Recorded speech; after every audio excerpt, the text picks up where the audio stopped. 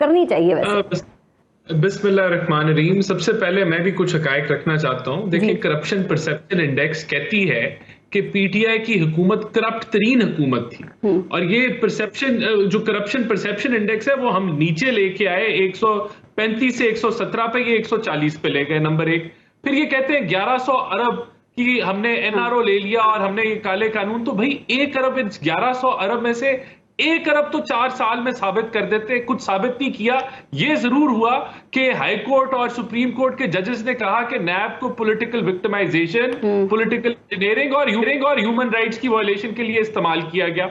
हमने इस काले बाप को बंद किया। हम चाहते तो एसेट बियॉन्ड मींस के और उन्हीं काले कानून के तहत बनाते केसेस इनके ऊपर और हम्म। सारों को अंदर कर देते। हमने वो नहीं रास्ता इख्तियार किया। हम्म। तो इनको शुक्रिया अदा करना चाहिए कि इनको हमने बचा लिया। ये तो 1 अरब की करप्शन साबित नहीं कर पाए। देखिए, दूसरी बात यह कि इन्होंने अब मीशत के ऊपर आ जाते हैं। देखें, आपने भी अपने इंट्रो में कहा कि ये हम डिफॉल्ट सुना के ये महंगाई का बोझ डाल देते हैं, लेकिन पारिस जी। हकीकत ये है हाँ। कि अगर हम मिसाल के तौर पे ये पेट्रोल की कीमत ना बढ़ाएं, जी। हम बिजली गैस की कीमत ना ठीक। बढ़ाएं, हाँ। और ये जो खसारे हैं, जो खसारे ये अरबों की तादाद में 2.5-3 गुना ज्यादा, सिर्फ आखिरी साल में 5500 अरब का ये खसारा कर गया फिस्कल डेफिसिट। तो हमारा 7 हजार अरब का सर। खसारा 5 सालों का था। तो अगर हम ना करते ये, तो फिर आईएमएफ का मुआहदा ना होता, और आईएमएफ का मुआहदा ना होता तो जो $3 अरब पे रिजर्व्स हैं वो और गिर जाते और मुल्क डिफॉल्ट कर जाते। सर, मेरा ये सवाल सिर्फ ये है, साहब सवाल सिर्फ ये है कि अगर इसहाक डार साहब ये फैसले अक्टूबर में कर लेते, ये 9th रिव्यू पहले हो जाता, आईएमएफ की किस्त मिल जाती, दोस्त ममालिक से हमें पैसे मिल जाते, तो आपके ख्याल में जो डिफॉल्ट की इतनी बातें हो रही है, क्या मुल्क डिफॉल्ट के दहाने पे पहुंचता? ये बातें आपके मिफ्ता इस्माइल और शाहिद खाकान अब्बासी साहब कर रहे हैं। वो इसहाक डार की वो कहते हैं उनकी अहलियत को वो चैलेंज कर रहे हैं। इवन के शाहिद खाकान अब्बासी कहते हैं मैं अगर वजीर आजम होता तो मिफ्ता इस्माइल को वजीर खजाना बनाता। जब मिफ्ता इस्माइल ये सारे काम कर रहे थे तो क्यों तनकीद की इसहाक डार साहब ने उनके ऊपर? देखिए, मैं उस तनकीद पे नहीं जाऊंगा, लेकिन जो नहीं, आपने आपके बातें, सर आपकी हुकूमत के दो वज़राए मुतज़ाद पॉलिसीज का खमियाजा भुगत रही है ये मैं कौन? उसके जवाब देता हूं। मैं पॉलिसीज का जवाब देता हूं। आप ठीक कह रही हैं, अगर ये फैसले पहले कर लिए जाते तो बेहतर होता है, इसमें कोई शक नहीं है। क्यों नहीं किए गए पहले?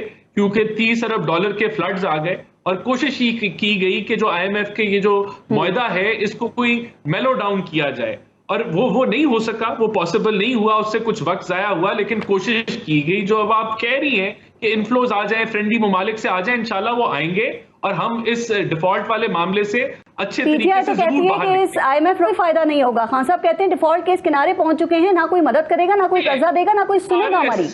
इमरान खान ने तो कोशिश की कि ये पेट्रोल सस्ता करके और जो ट्रस्ट डेफिसिट आईएमएफ के साथ बनाया, उसका क्रेडिट इमरान खान को जरूर जाता है कि उसने मुल्क की पूरी भरपूर कोशिश की। दूसरा, उसने जब आईएमएफ को खत लिखा केपीके और पंजाब ने कि हम इस मुआहदे के अंदर नहीं रहना चाहते, तो तब भी उन्होंने भरपूर कोशिश की कि मैं मुल्क को दिवालिया कर दूं। फिर जो दिवालिया की रट लगाई, उसने मार्केट सेंटिमेंट को तबाह किया। तो अल्हम्दुलिल्लाह उनको तो आप पूरा क्रेडिट दें कि उन्होंने कोई कसर नहीं छोड़ी इस मुल्क के साथ दुश्मनी निभाने में, कि इस मुल्क को हम माशी तौर पे बिल्कुल कंगला कर जाएं। 3 चीजें हैं।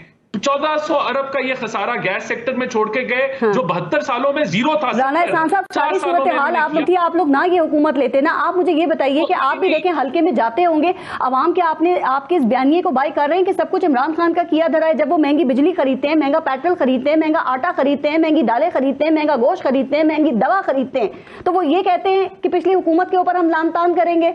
आप सर क्यों अपनी सियासत को खराब कर रहे हैं? फिर अगर आप कह रहे हैं सब कुछ इनका किया धरा था, तो आप क्यों भुगत रहे हैं? फिर जाए इलेक्शंस की तरफ। नहीं, देखें, अब हमने जिम्मेदारी ली है, तो हमें वो सारे फैसले करने पड़ रहे हैं और हम करेंगे जो इस मुल्क के मफाद के लिए जरूरी है। अगर आज हम भाग जाएं और ये 3 अरब पे छोड़ जाएं इस रिजर्व्स के ऊपर, और हम कहें कि चलो आप इलेक्शन करा लो, तो मुल्क 3 महीने क्या होगा डिफॉल्ट। तो हमने देखे, अब हम जब एंटर हो गए इस काम के अंदर, हाँ, बहुत सारे लोगों ने बहस की कि बेहतर था कि हम इलेक्शन फौरन करा लेते, शायद वो फैसला बेहतर होता। लेकिन जब देखिए, मैंने जिस तरह पहले कहा आपको कि हमने वो जो नैब का काला बाब था उसको बंद कर दिया। इसको अप्रिशिएट करना चाहिए, बजाय कि वो हम एसेट बियॉन्ड मींस के केस बनाते, काले कानून के तहत पूरी इसकी पीटीआई को अंदर करते। हमने वो रास्ता नहीं किया। दूसरी चीज, एक मिनट, दूसरी चीज, ये आइन शिकन हमें कह रहे हैं। आइन शिकन कौन सा? हमने ईसीपी ने इलेक्शन कराना है। अगर आइन शिकन कोई जमात डिक्लेयर हुई है तो वो इमरान खान हुआ है, उसका सदर हुआ है और उसका स्पीकर हुआ है, और वो 5 मेंबर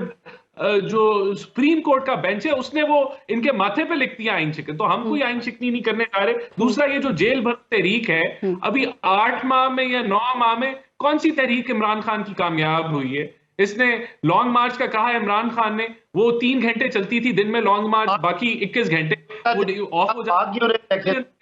जाके इन्होंने कहा 25 लाख लोग आएंगे, कोई बंदा नहीं निकला इस्लामाबाद के लिए।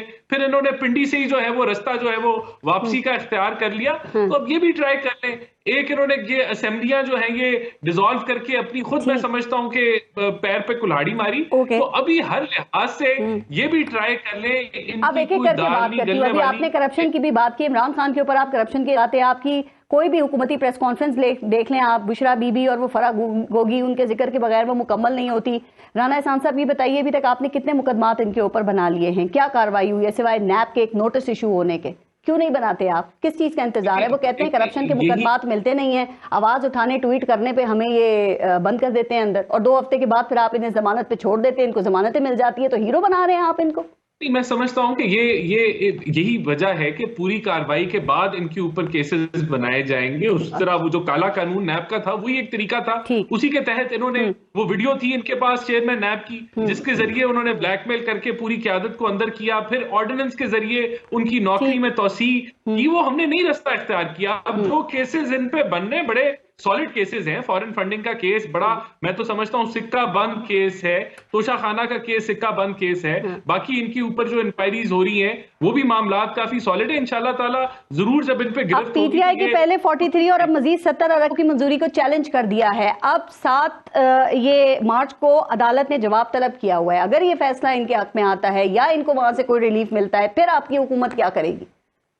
नहीं ठीक है, जो अदालत का फैसला है वो तो सबको कबूल करना होगा। इससे एक चीज तो साबित हो गई ना कि इनके इस्तीफे जाली थे और ये प्रोपेगेंडा कर रहे थे, और ये आइंदा मेरे ख्याल से